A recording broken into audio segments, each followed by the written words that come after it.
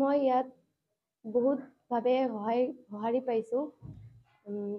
মোক মোৰ কথাই ক'ম, মোক বহুত হেল্প কৰিছে ছাৰ মেমসকলে।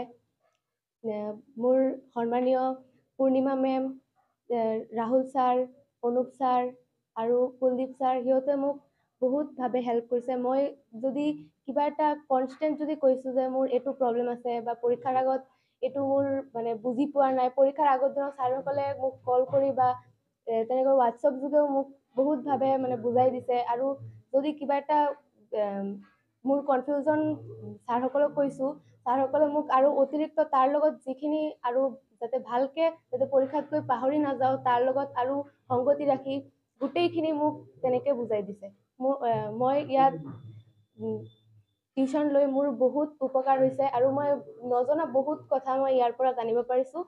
সেইকাৰণে মই ইয়াৰ পৰা সকলো ছাৰ মেমসকলক, মোৰ সন্মানীয় সকলো ছাৰ মেমসকলক মোৰ অন্তৰৰ পৰা ধন্যবাদ জ্ঞাপন কৰিছোঁ।